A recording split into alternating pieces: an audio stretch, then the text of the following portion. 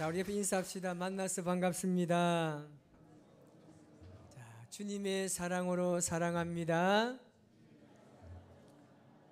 오늘 이 성전에 나오신 여러분들, 온라인 예배를 드리는 여러분들 모두에게 하나님의 사랑과 은혜가 함께 하시기를 주님의 이름으로 축복합니다.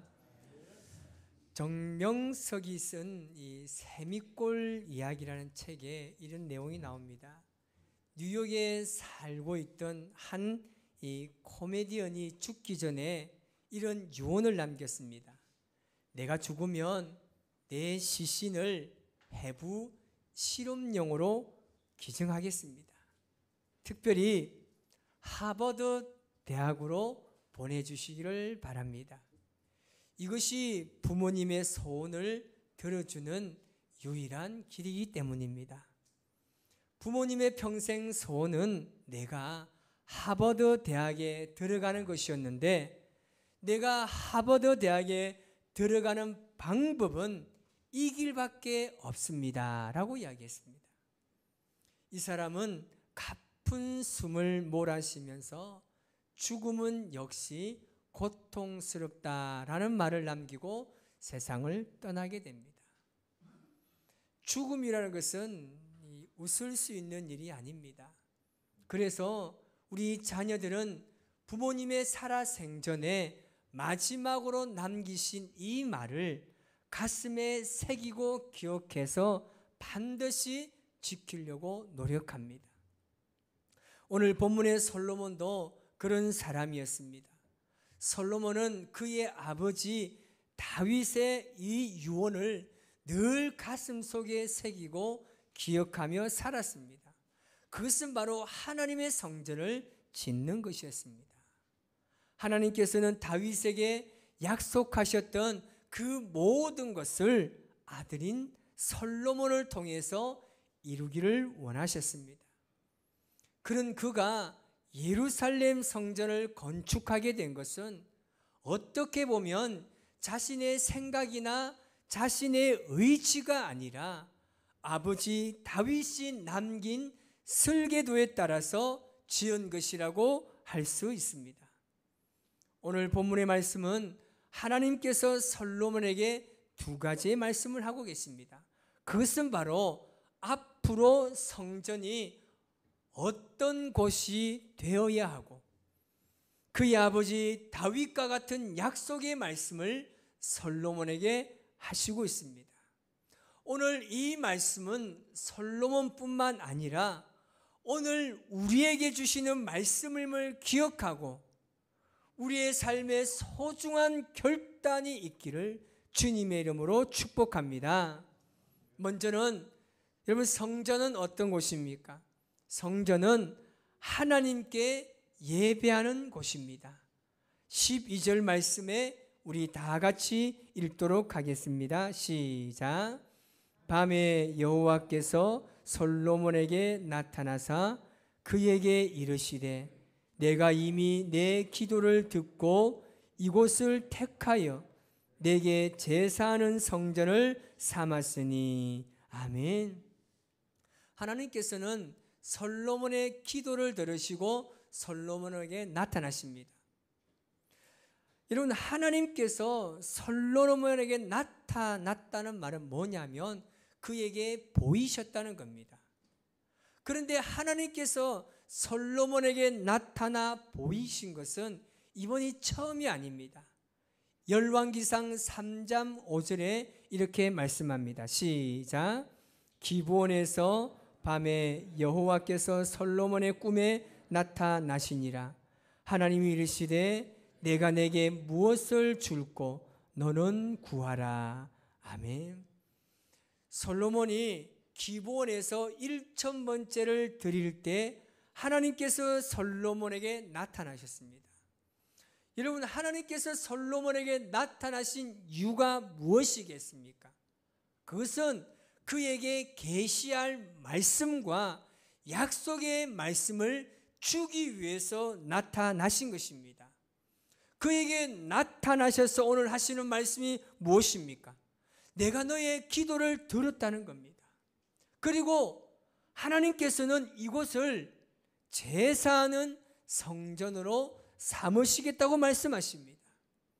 제사하는 성전은 무엇을 의미합니까? 오늘 예배를 의미합니다.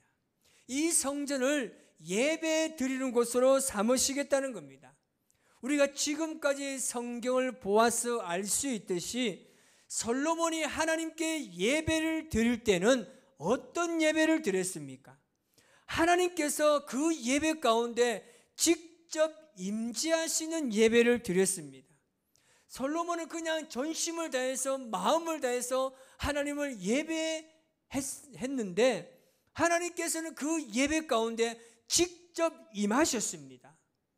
역대하 7장 1절에 솔로몬이 주님 앞에 예배할 때 어떤 현상이 나온지 말씀하고 있습니다. 다 같이 읽어보겠습니다. 시작. 솔로몬이 기도를 마침에 불이 하늘에서부터 내려와서 그 번제물과 제물들을 사르고 여호와의 영광이 그 성전에 가득하니. 아멘. 솔로몬이 성전을 다 건축하고 하나님께 성전 봉헌 예배를 드리게 됩니다. 그때 하나님의 임재가 어떻게 나타났습니까? 불로 임하셨다는 겁니다. 우리가 신약 성경에 초대교회가 세워지기 전에 오순절 마가의 다락방에서 기도하던 120명의 사람에게 하나님의 성령이 직접 임재해 주셨습니다.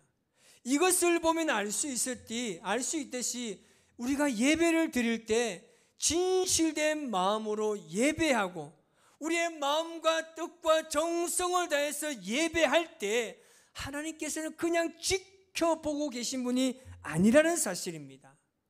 하나님께서는 직접 예배 자리에 임재하십니다. 오늘 이 시간 우리가 예배할 때 하나님께서 이곳에 직접 임재하실 줄 믿습니다. 우리의 예배를 받으시는 분입니다.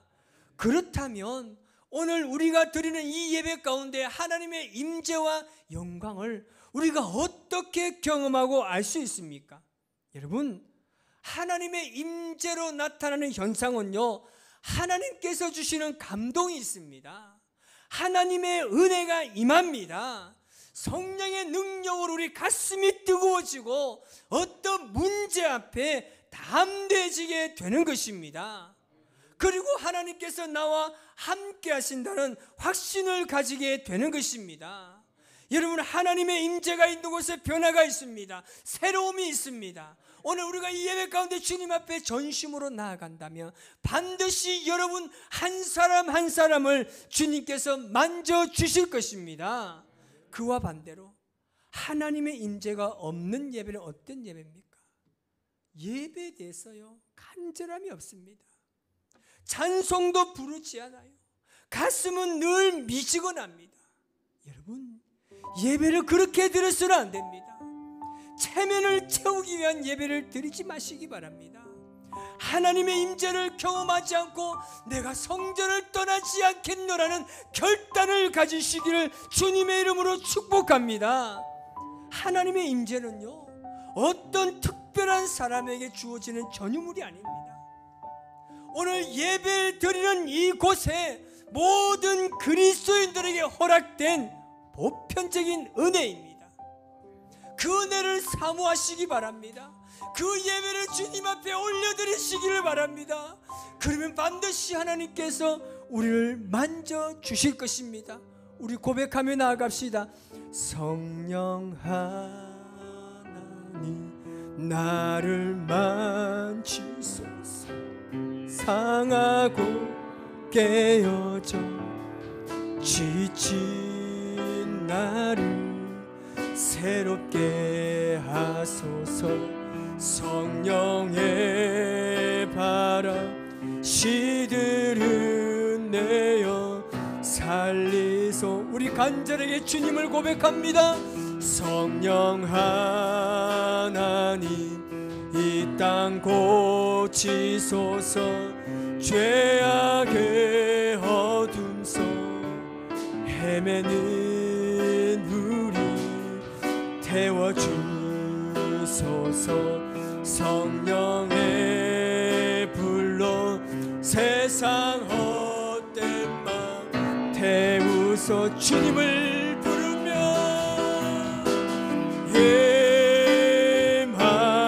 임하소서. 성령 하나님이시여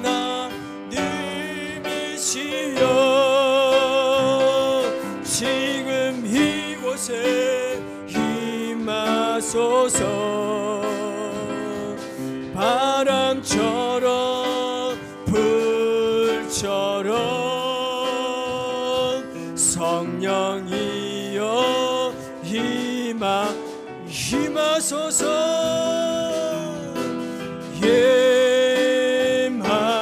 임하소서. 성령 하나님이시여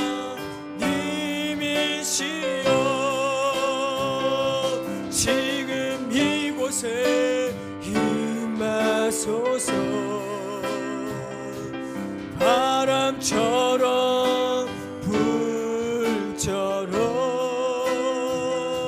성령이여 임하소서. 할렐루야. 성전은 회개와 회복이 있는 곳입니다.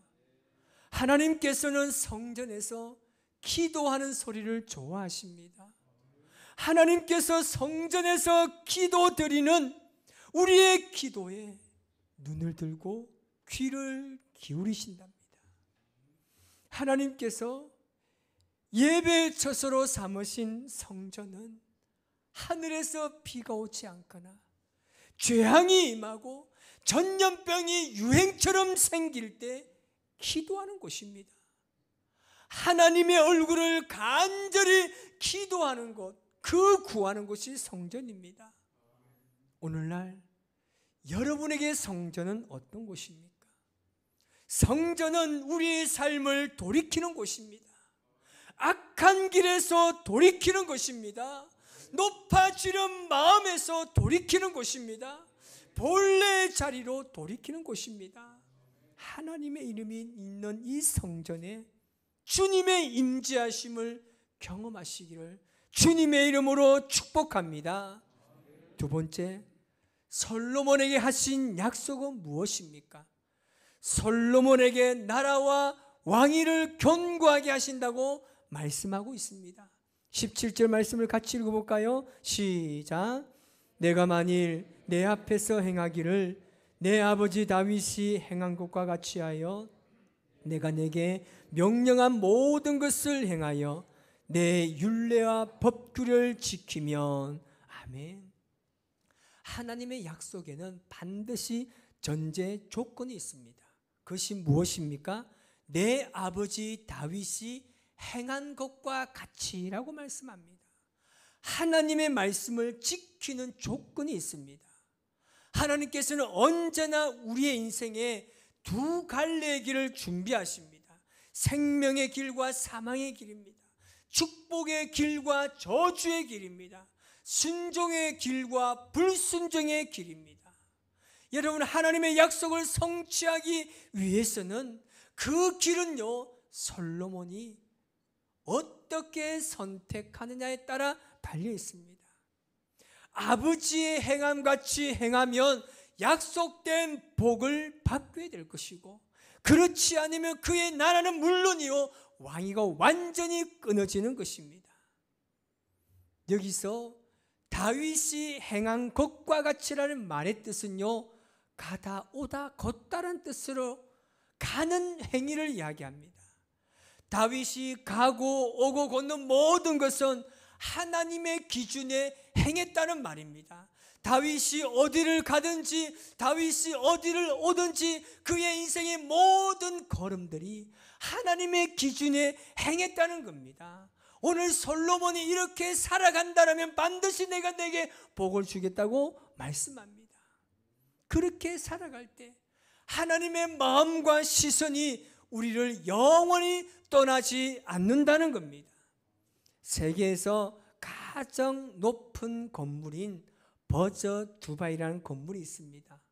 그 건물의 이 건축 관계자의 말을 따르면 100층이 넘는 이 고층 건물을 지을 때는 한 점의 미세한 오차도 있어서는 안 된다고 합니다. 그래서 철저한 정확한 그 정확성을 기하기 위해서 매 시간마다 GPS를 통해서 인공위성으로부터 정보를 받아서 점검하면서 지어 올린다는 거예요. 잘못된 이 건물이 세워지면 무너지기 때문에 한순간도 놓치지 않고 위성에서 쏘아주는 그 정보를 매일매일 받아서 이 건물을 점검하면서 올린다고 합니다. 이런 바로 이겁니다. 고층 건물 하나 짓는데도 인공위성의 점검을 계속 받아야 하듯이 우리 교회를 세워나가는 것도, 우리 신앙의 모든 것도 하나님께 점검을 받아야 하는 겁니다. 어떻게 점검받을 수 있습니까? 우리가 매일매일 말씀을 읽는 거예요. 우리가 매일매일 하루 쉬지 않고 기도의 삶을 살아가면서 하루의 마지막 그 마무리를 할 때 내 말에 대해서, 내 행동과 나의 삶에 대해서 점검을 받아야 하는 겁니다.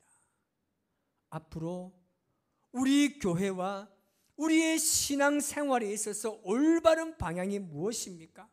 제가 우리 교회가 걸어가야 할 그 방향의 목적을 한마디로 결론 지으면 연합입니다. 교회가 연합되지 않으면 무너지는 거예요. 우리 어제부터 위틴저 여름 성경학교를 오늘 오전까지 잘 마쳤습니다. 생각 외로 아이들이 많이 왔어요. 그리고 우리 은퇴 장로님, 시무 장로님, 우리 권사님들, 집사님들 오셔서 함께 협력해 주는데 얼마나 감사한지 몰라요. 제가 위에서 말씀을 준비하는데 집중이 안 돼요. 이놈들이 얼마나 떠들어 제끼고 제 방에 와서 목사님 얼음 내놓으라는 거예요. 내가 뭐 얼음을 파는 사람입니까? 그러면서 제 냉장고를 뒤지는 거예요. 두 팀이 왔어요. 조그마한 애들이 찾아와서 목사님 얼음 주세요. 시원한 물 가져가야 돼요. 제가 뭐라 하겠습니까? 가져가라니까요. 냉장고 문도 안 닫고 바락 뛰어나갈 뻔해요. 저는요 얼마나 감사한지 몰라요. 여러분, 우리 교회가 지향해야 될 방향은요 연합입니다. 성도들이 연합해서 하나님의 교회를 세워가려고 할 때 하나님의 시선과 마음은요 절대 우리 교회를 떠나지 않습니다. 우리 교회가 지금 유치부실을 지금 공사 중에 있는데 제가 그날요 얼마나 힘들은지 몰라요. 오전 잠깐 했는데 저희 장로님은 매일 하는 일을 하는데 저는 땀을 막 한 바가지, 두 바가지, 세 바가지 흘린 거예요. 그런데 얼마나 감사한 줄 압니까? 우리 장로님들이 나와서 가지고요 함께 협력하면서요 그 힘든 일을 하고 간식을 먹으면서 얼마나 감사한지 몰라요. 하나님의 교회는 여러분 이렇게 세워져 나가는 겁니다. 하나님의 마음이 항상 머물게 하기 위해서, 하나님의 시선이 우리 교회에 항상 주목하기 위해서는요 교회가 연합해야 될 줄 믿습니다. 하나님의 말씀인 성경은 오늘 우리에게 분명하고도 명확하게 말씀하고 있습니다. 내 이름을 여기에 영원히 있게 하였습니다. 그렇게 되는 길은요 우리가 하나님의 기준에 따라 사는 겁니다. 우리 믿음의 선조들이 살아갔던 그 믿음의 길, 내가 죽어도 예수님을 절대 포기할 수 없다는 그 순결한 믿음대로 살아간다라면 하나님의 마음은 이곳을 떠나지 않을 줄 믿습니다. 여기 포항 우리 교회에 하나님의 이름을 두셨습니다. 하나님의 마음이 우리 교회에 가득합니다. 그 마음에 합한 삶을 살아서 이 힘든 위기에서 벗어나서 하나님의 영광을 드러내는 우리의 모든 삶이 되시기를 주님의 이름으로 축복합니다. 하나님은요 변하지 않아요. 우리의 마음은 시간마다 변하고 달라지고 그렇지만 하나님의 마음은 우리를 향해서 한순간도 변하지 않는 줄 믿습니다. 그 주님을 이번 한 주간도 바라보면서 여러분 성전에서 날마다 기도하시기 바랍니다. 날마다 성전에서 예배하시기 바랍니다. 그래서 우리 모두가 하나님의 자녀다운 삶을 살아서 우리를 통해서 하나님의 영광을 드러내는 복된 삶을 살아가는 저와 여러분의 삶이 되시기를 주님의 이름으로 축복합니다. 기도하겠습니다.